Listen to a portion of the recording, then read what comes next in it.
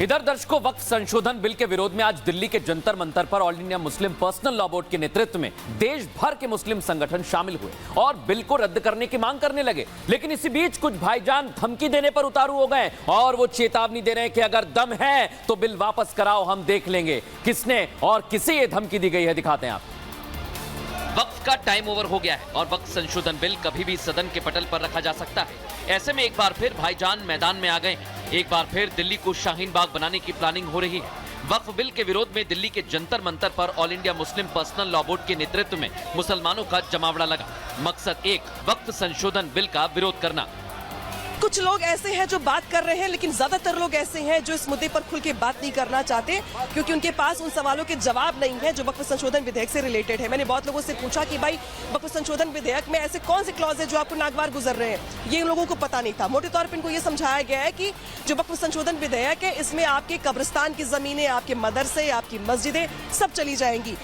हाथों में काले पोस्टर लिए जिस पर लिखा है सेव संविधान सेव वक्फ, जंतर मंतर पर इकट्ठा हुए अलग अलग मुस्लिम संगठनों के लोग नारेबाजी करते रहे। सुबह पर एक ही बात, बिल लाकर सरकार मस्जिदों कब्रिस्तानों को छीनना चाहती है। प्रदर्शन में शामिल कई संगठन मंच पर एक साथ दिखाई दिए और विरोध करते नजर आए। दिम्बापाल साहब को आप ये खबर दे दीजिए कि वो पास करके दिखाएं और फिर देखें कि क्या हश्र होता है उनका और उन पार्टियों का जिन्होंने इस बिल को पास कराया है, उसको हम दिखाएंगे। करीब 3 घंटे तक जंतर मंतर पर भाईजानों का हल्ला बोल होता रहा। इसके बाद समय सीमा खत्म होते ही सब वापस लौट गए। इधर दर्शकों, वक्फ बिल के संशोधन में समर्थन में मुसलमान, विरोध में मुसलमान उतरे तो समर्थन में कुछ हिंदू संगठन मैदान में आ गए। हिंदू संगठन मैदान में आ चुके हैं और बिल का समर्थन कर रहे हैं और साफ साफ कह रहे हैं कि हाथ कट जाए लेकिन वो बिल का समर्थन करेंगे, उसे पास कराने के लिए लगातार मांग करते रहेंगे। एक तरफ मुसलमानों का वक्फ बिल को रद्द करने को लेकर प्रदर्शन चल रहा था, तो दूसरी तरफ बिल के समर्थन में हिंदू संगठन भी प्रदर्शन करने के लिए पहुंच गए। जय श्री राम का नारा लगाते हुए हिंदूवादी संगठन के लोगों ने कहा कि अगर हाथ भी कट जाए तो भी इस बिल को समर्थन देंगे, क्योंकि वक्फ बोर्ड लगातार अपनी कब्जा नीति के जरिए एक के बाद एक जगह पर अपना दावा ठोक देता है। बिल के आने से इस पर लगाम लगेगी। जेल जाने को तैयार हूँ और देखो 2-3 लोगों के साथ आया हूँ। मैं अब बवाल करने नहीं आया, लेकिन मैं विरोध करना हूँ। ये सरकार का विरोध करेंगे। मैं सरकार के समर्थन में आया हूँ। अनुमति गलत दी गई ने, अनुमति देनी नहीं चाहिए थी केंद्र सरकार को।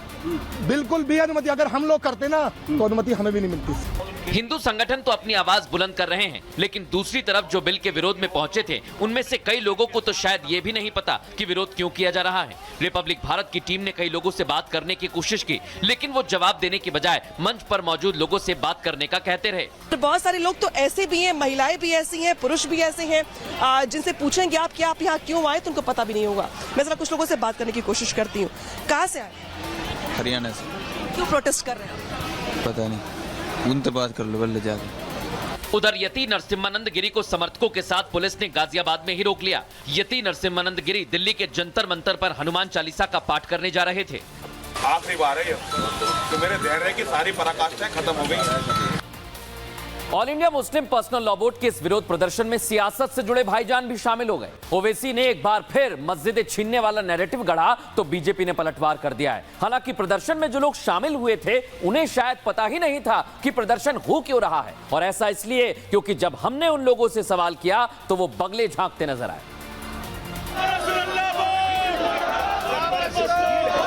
वक्फ बोर्ड को मिली असीमित शक्तियों पर लगाम लगने की सुगबुगाहट क्या शुरू हुई। वोट बैंक की राजनीति करने वाले बेसब्र हो गए। मजहबी दुकान चलाने वाले मौलाना हो या फिर खुद को मुसलमान का रहनुमा बताने वाले ओवैसी, सबको डर इसी बात का है कि बिल पास हुआ तो इनकी दुकान ठप हो जाएगी, इसलिए जंतर मंतर पर जाकर बैठ गए।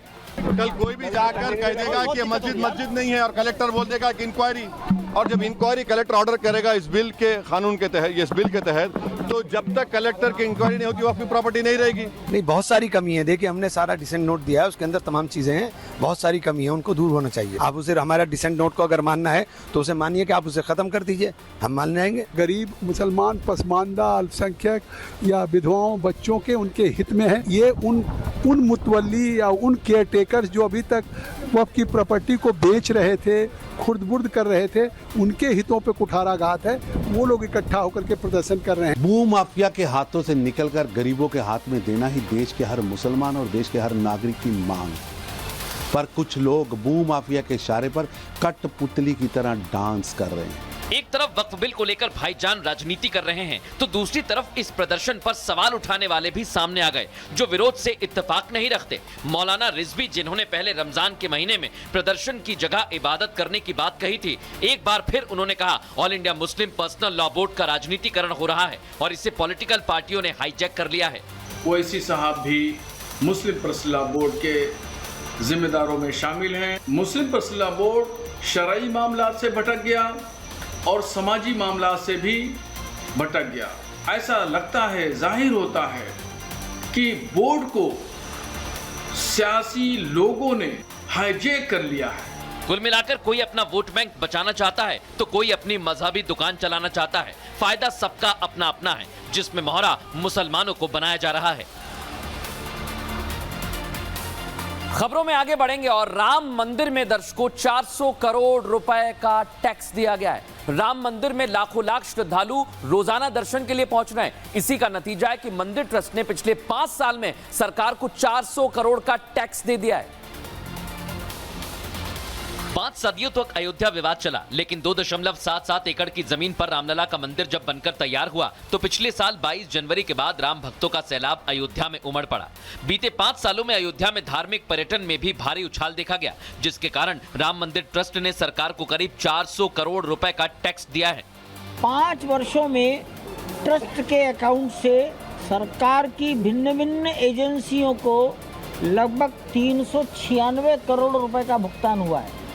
ट्रस्ट के महामंत्री चंपत राय ने ये जानकारी मणिराम छावनी में आयोजित एक बैठक में दी। बैठक में मंदिर पर हुए खर्च और राम मंदिर निर्माण पर ट्रस्टियों के बीच चर्चा हुई। ये भी तय किया गया कि सत्येंद्र जैन के सम्मान में मंदिर का कोई मुख्य पुजारी नहीं होगा।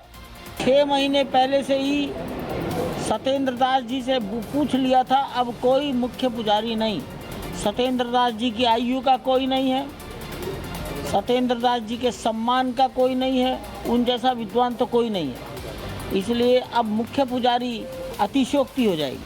अयोध्या में राम मंदिर की लड़ाई 500 साल पुरानी थी। हिंदू 5 दशकों से रामलला का मंदिर बनने की राह देखते रहे और अब मोदी योगी के राज में ये सपना पूरा हुआ तो भारी भीड़ अयोध्या में उमड़ रही है। भक्त दर्शन के लिए पहुंच रहे हैं। सरकार को बहुत ज्यादा फायदा हो रहा है और बाकी यहाँ स्थानीय लोगों को भी लाभ हो रहा है। पूरे विश्व में बहुत ही ज्यादा लोग यहाँ पर आ रहे हैं, इससे यहाँ का व्यापार भी बहुत ही आगे बढ़ा है। भगवान राम के मंदिर बनने से हमारे जनपद वासियों को बहुत फायदा हुआ है। सनातन का जो है परचम लहराया है और सरकार का जो है खाते में पैसा ज्यादा गया है।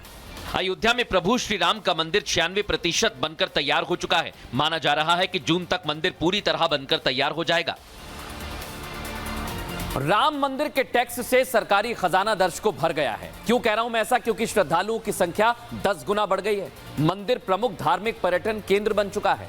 मंदिर से रोजगार के नए अवसर पैदा हुए हैं। राम मंदिर ट्रस्ट का गठन फरवरी 2020 में हुआ था और 5 सालों में सरकार को ट्रस्ट ने 396 करोड़ का टैक्स दिया है। मंदिर में अब तक 2150 करोड़ रुपए खर्च हुए हैं।